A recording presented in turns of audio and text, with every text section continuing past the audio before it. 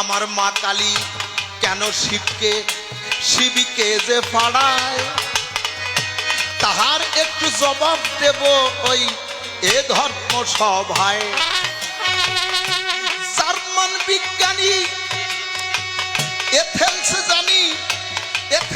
যেজন ছিল, ঋতুবতী মায়ের দেহ থেকে একটু রক্ত নিল।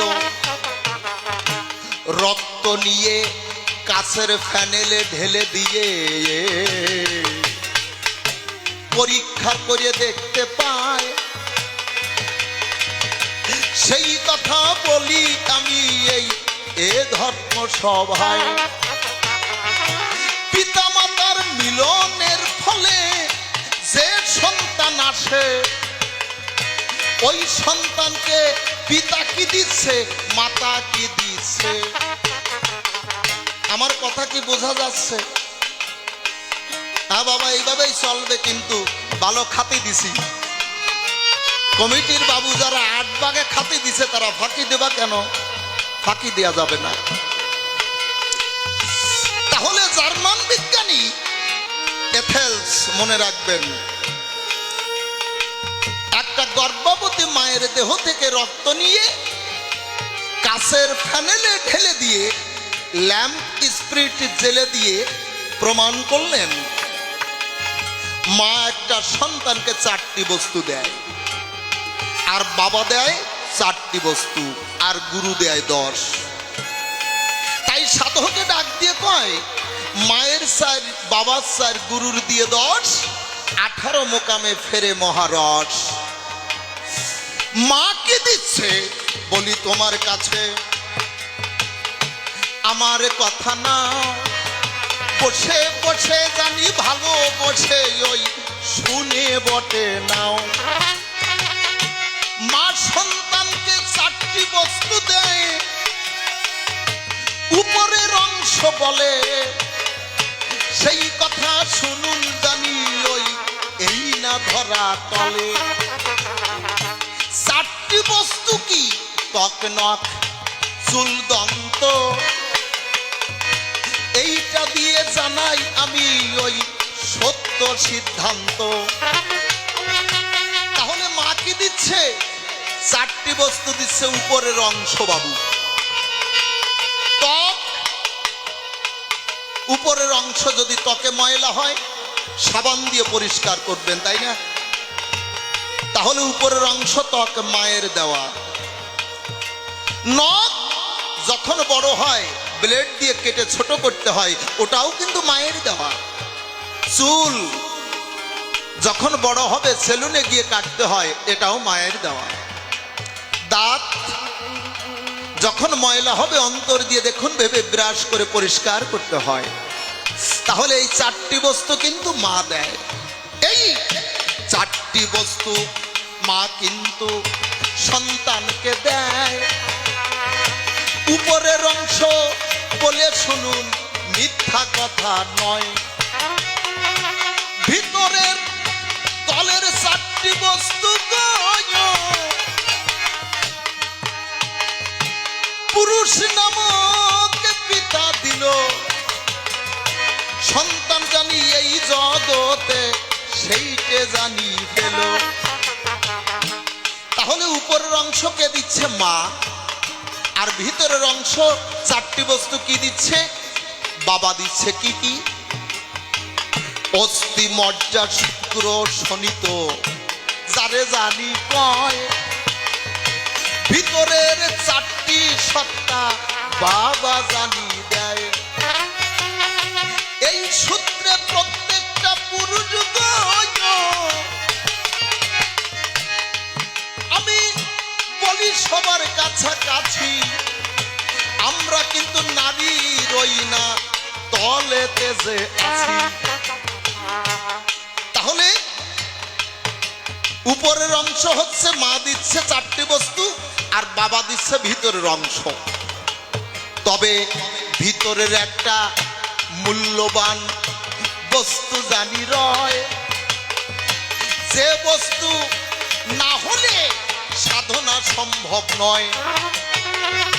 সেইটা হচ্ছে পিতৃ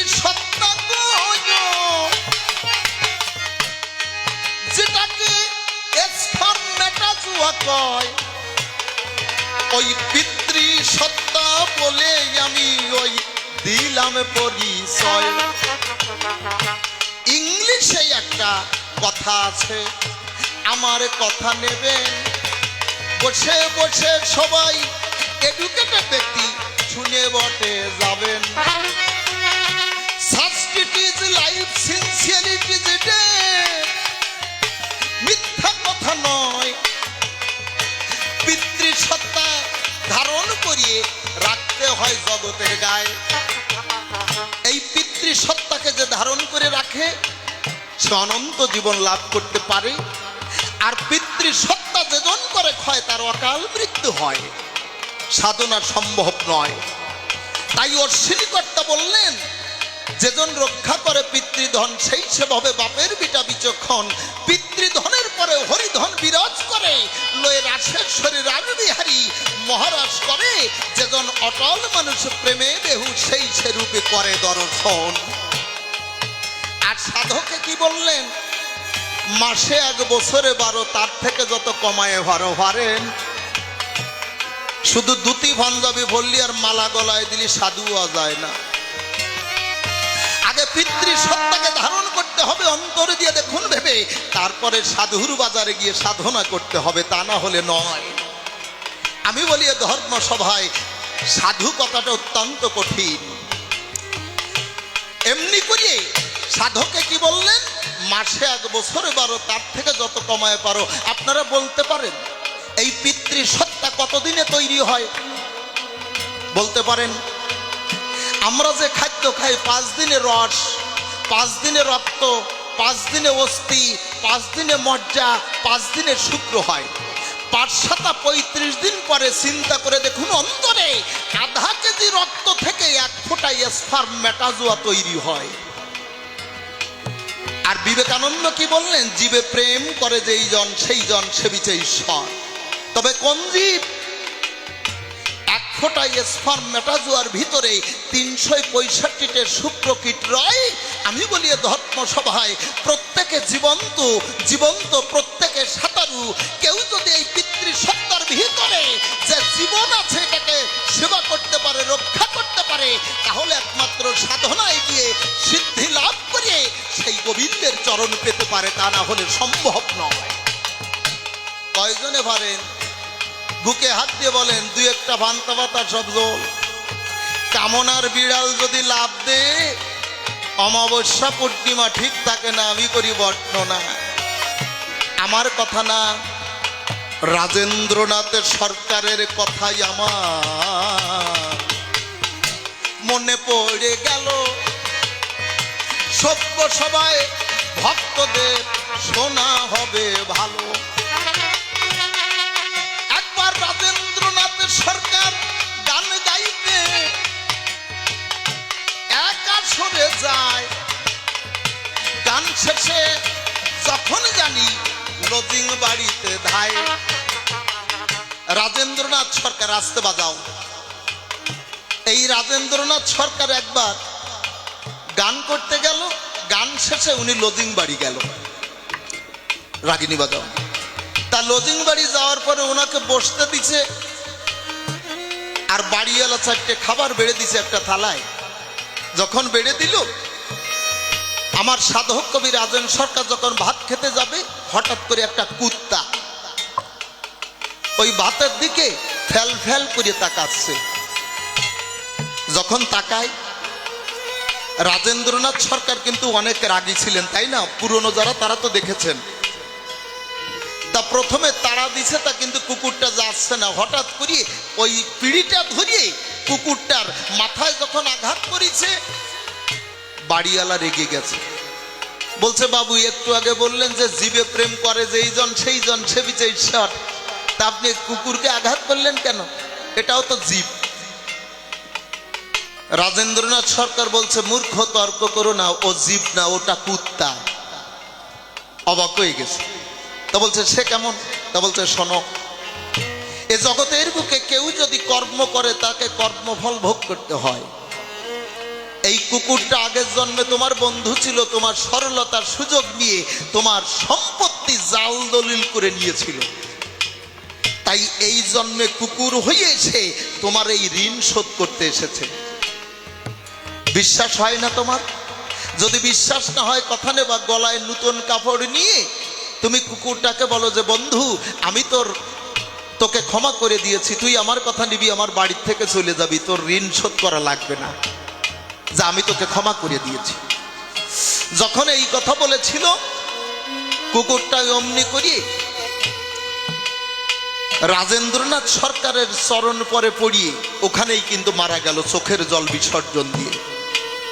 যখন মারা গেল রাজেন্দ্রনাথ সরকার ডাক দিয়ে বলল তাহলে কথা না, ও তো তোমার বন্ধু ছিল, ওর সৎকার করো। সৎকার করি কিছু বৈষ্ণব সেবা দাও, দিয়েছিল। দেওয়ার পরে বলছে শোনো, জীব কারে কয়? ওটা কুত্তা, ওটা জীব নয়। জীব হচ্ছে তোমার ভিতরে আছে। খুলে বলি, তোমার কাছে যদি পিতৃসত্তাকে রক্ষা করতে পারো, ওই পিতৃসত্তার ভিতরে যে সাঁতারু অবস্থায় যে কীট আসে, প্রত্যেকে জীবন্ত যদি পারো তাকে রক্ষা করো, তাহলে ঈশ্বর সেবা হবে। ডাক দিয়ে বলেছে আমার ঠাই প্রেমের মহাজন নিত্যানন্দ, যে আমার কথা নেবা, তোমার কালী সতী নেওয়া সতী, যদি সতী নারী হবে তাহলে শিবকে ভাড়ায় কেন?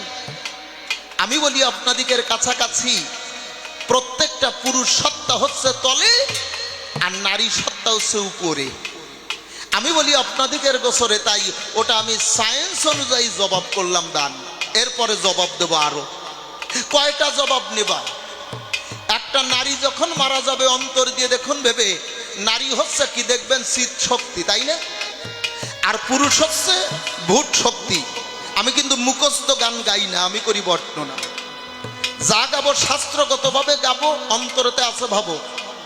যদি বিশ্বাস নয় কথা নেবেন, প্রশ্ন করবেন, জবাব দেওয়ার চেষ্টা করব। ভালো লাগবে না আগামীতে বায়না দেবেন না, আসবো না, কিন্তু মিথ্যা কথা করতে পারবো না, চোখ ছুঁয়ে বলতেছি। তাহলে নারী কি চিৎ শক্তি আর পুরুষ ভূত শক্তি। বিশ্বাস হয় না? একটা পুরুষ যদি মারা যায় জলে ভাসায় দেবেন, কি হয়ে থাকবে? যদি বিশ্বাস নয় আমারে মারেন, মারি ওইখানে জলে ভাসায় দিয়ে দেখেন আমি বুট হয়ে থাকবো। বুট হয়ে থাকবো? হ্যাঁ, মিথ্যে কথা, আমি চিত হয়ে থাকবো। আর একটা নারী যখন মারা যাবে অন্তর দিয়ে দেখুন ভেবে, যদিও চিৎ শক্তি তথাপিও ভাষায় দেখবেন মৃত্যুর পরেও ভূত হয়ে থাকে।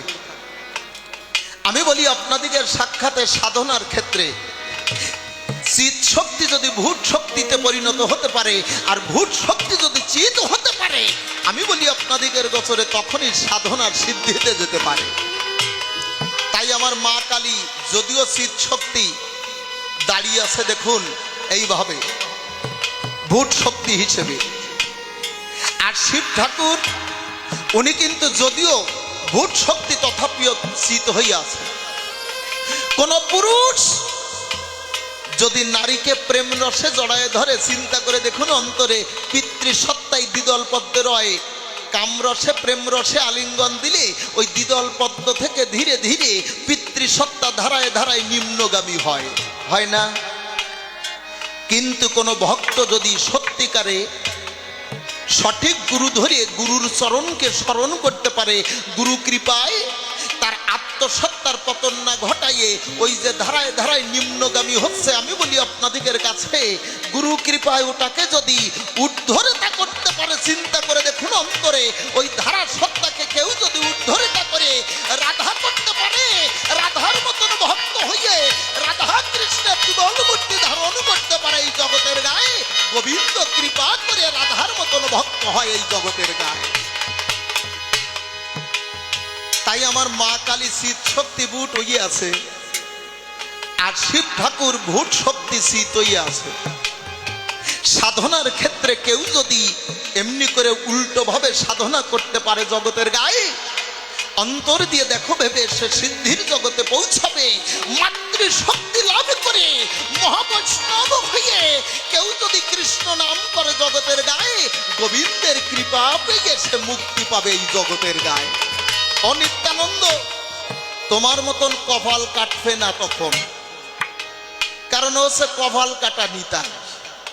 কথায় বলে না, দান নেই চাল নেই তার গোলা ভরা ইন্দুর, বাতান নেই ভুত্তুর নেই কপাল ভরা সিন্ধু। কামাতি পারে না নাফির দামা বরা খুর, কামাতি কামাতি যাবে রঘুনাথপুর। জবাব দিতে পারবা না, ভালো কথা নাকে খত দিয়ে যাবা, তা বাজে কথা কও কেন? হ্যাঁ, আরো শোনেন, কি জানে কয়খান শাস্ত্র পড়িছে খুলে বলি আপনাদের কাছে। আমি জিনিস ছোট কিন্তু মাল একেবারে খারাপ না।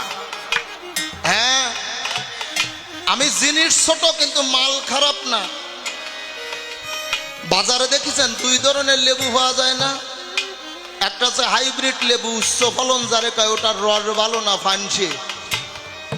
আর যেটা ছোট চায়না লেবু, ওটা জিনিস ছোট মাল ভালো, রস বাড়ি মিটিয়ে। আমি বলি আপনাদের নিকটে শুধু দাড়ি থাকলে